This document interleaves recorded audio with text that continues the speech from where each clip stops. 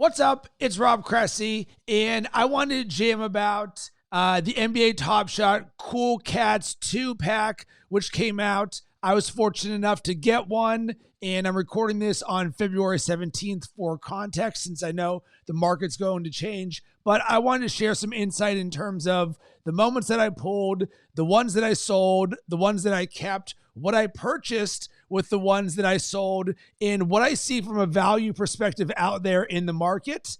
Because I think that it's one of the most interesting things for me is the buying and selling of the moments and the value around them. So I'm going to share my screen here, and all right, let's go over here to my account. So I pulled a pack, and the only thing really of note was a John Wall layup that I got. I wasn't really impressed by many of the other cards. So let me look and see what this John Wall moment was.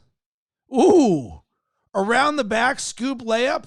From a moment standpoint, this is one of the best that I've actually seen. Like, it's a super dope moment. So when I think about value, to me, this is a valuable moment because John Wall does an incredible, are we going to see that move anywhere the rest of the year? Sure, in different variations, but this to me is what NBA Top Shot is about, is this moment. I'm like, boom, this thing is awesome. So while I loved the moment, I'm not really in the John Wall business in terms of collectibles. So I'm thinking about the value in this. I'm like, all right, sweet moment, but John Wall, from a brand standpoint, the injuries unfortunately hurt him. So from a long-term value standpoint, I'm just not sure how valuable this is going to be for me. So I'm like, hey, let's look in the market and see what this thing's going for. And boom, top sale, $138. And you know who that top sale was from? Me, right here. I sold it for $138. So here's how I got to that point. So there's 1,000 of these available, and I was not going to be collecting all 10 of the moments to get the reward in this Cool Cats pack because I wasn't really impressed by the Anthony Davis moment. I just didn't see the value in the moment. It wasn't that cool. Just in general, it wasn't there for me. And this John Wall moment is actually needed to complete that competition. So I'm like, perfect. I'm going to go and sell this and see what's up. So boom, there's 1,000 available for collectors. And it's like, all right, what is the market asking for? So you're saying, oh, lowest is 138. And look how much inventory there is on this moment.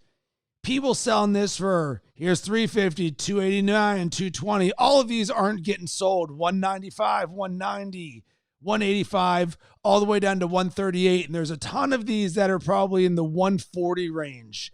And my mindset, boom, here's a bunch of 150, 150, 148. So my mindset is, if the lowest was at 139, I'm going 138. Why? Because I'm just trying to get this sold. And I think it's one of the flaws I'm seeing in the market with so much inventory that it makes no sense why you would not immediately just become the lowest bidder or the lowest sale out there. Because what's the difference between 138 and 144 or 150? Because $4, $8, whatever. I would rather have the cash because you either see the long-term value in this moment or you don't. Don't sit in the middle. You either want to be way up top or you want to be way down low. And for me, I'm not sitting on this John Wall like it's some huge investment for $4 more. So anyways, I sold this because I'm starting to build my bankroll for this to invest in moments of players that I actually think have value that align more with my strategy in terms of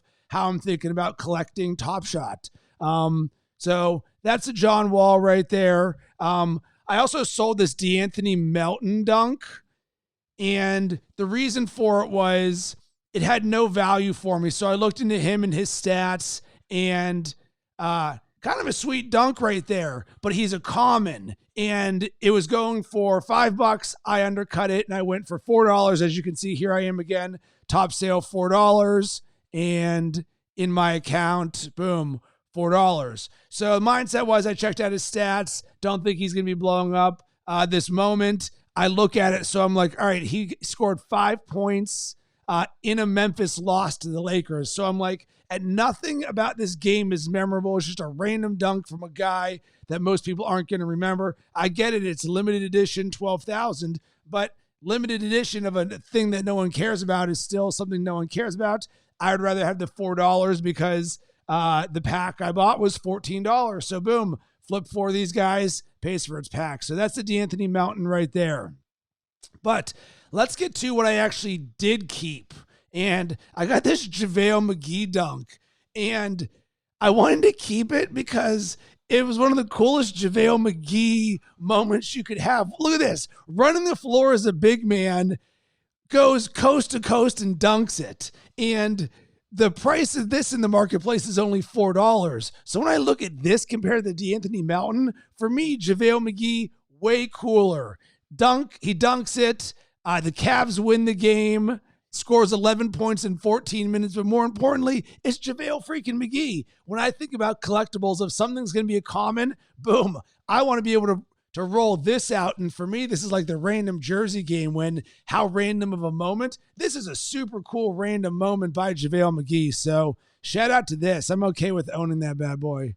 And then the last one I got was this Devin Booker. And one of the themes that I'm noticing with my collecting, Devin Booker. This is a good Devin Booker moment. Like, that is a sweet dunk. Throwing it down, contested.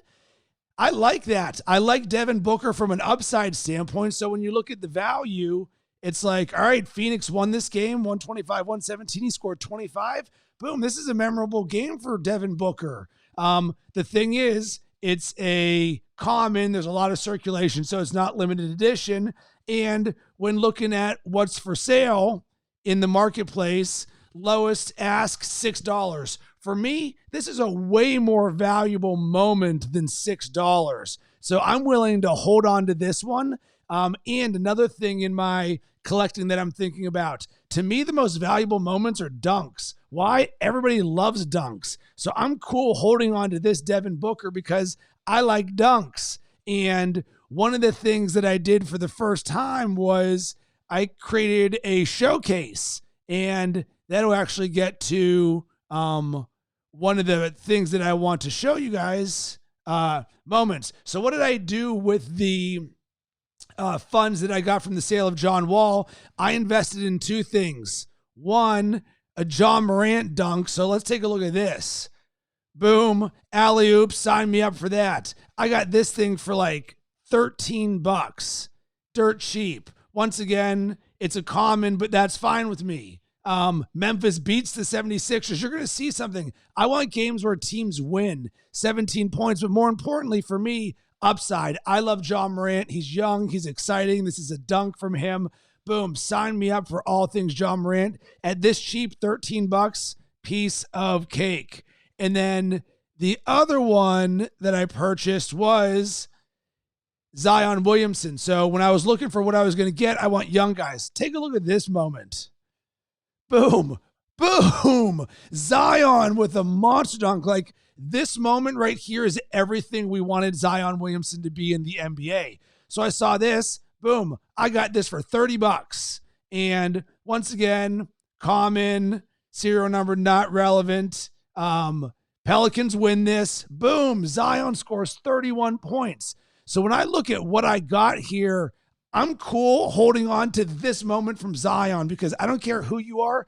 That is freaking awesome. So to me, as I look at value, I don't expect anything from this. Is there some upside built in? Sure. Downside, I purchased it for $30. It could go to $2 and I don't care. But this is freaking awesome. So as I think about building my collection, I'm like, all right, I got the Zion dunk, the Ja Morant dunk. I've got this JaVale McGee going coast to coast, and I've got this Devin Booker dunk. So all of a sudden, I've built a stable of my collections being 4 dunks, 3 young stars, and a random dude doing something you're never going to see. So that's what I'm seeing in terms of my collection.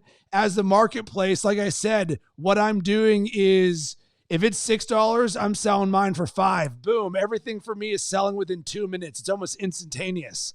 So if you look at my transactions that I've done right here, sold Nerlens Noel block for $3. That thing's worthless. Ja bought for $13. Zion for $30. Oh, I got rid of a Clint Capella dunk.